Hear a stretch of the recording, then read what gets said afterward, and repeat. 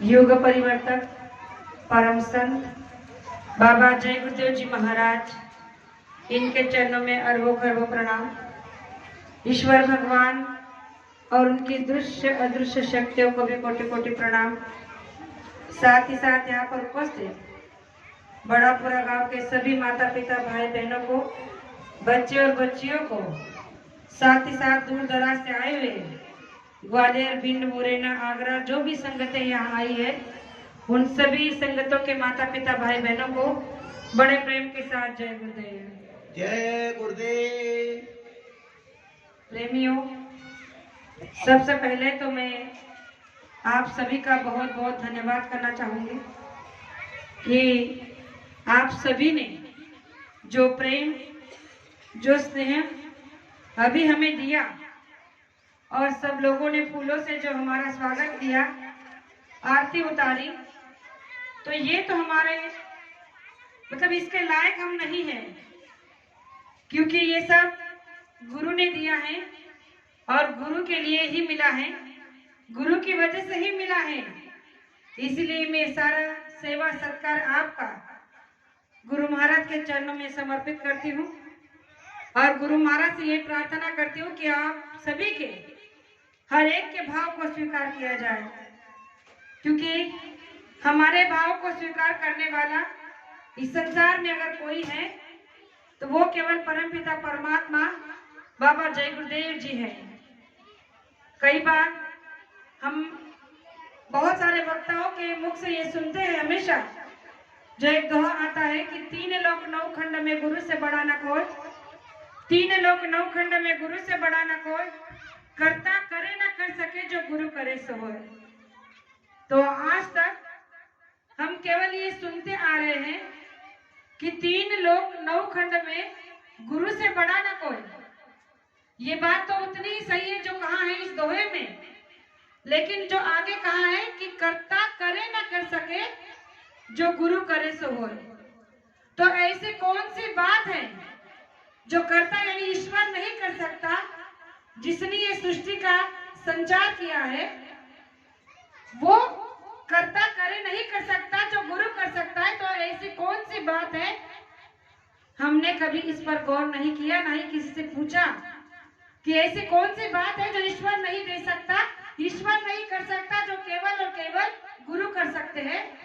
तो प्रेमियों, आज मैं आपके सामने वो बात बताना चाहती हूँ जो गुरु महाराज ने मंच से कही थी कि आप इस मूर्ति लोक में आए हो, अपने कर्मों का लेन देन है, किसी के घर में माता, बहन, बेटी, बीवी, पत्नी, भाई, पिता, पुत्र बनकर आए हो। ये हमारा आपका कर्म का आदान प्रदान है और इसी का भुगतान करने के लिए हम यहाँ आए हैं।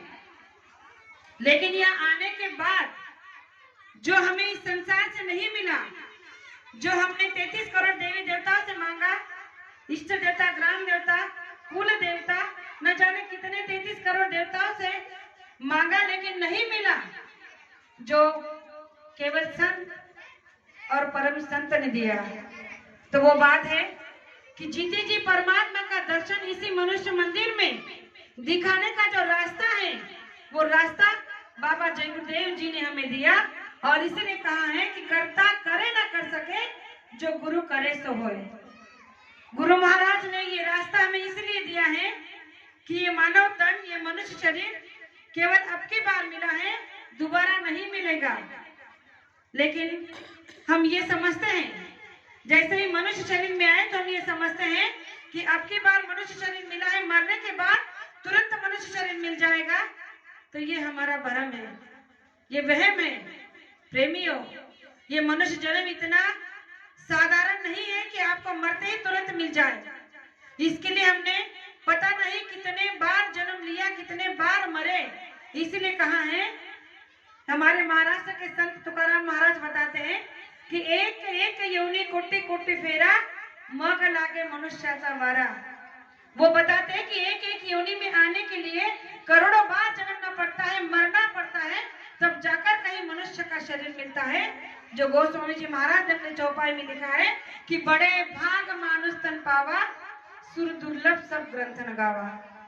उन्होंने कहा कि सबसे उच्चतम देह अगर कोई है तो वो है मनुष्य का शरीर, जिसे पाने के लिए सूर्य यानी देवी देवता इच्छा करते हैं कि मृत्यु लोक में अगर हमें मनुष्य का शरीर मिला होता तो आज हम भी बड़ा पूरा गांव में जाकर सत्संग को सुन रहे होते।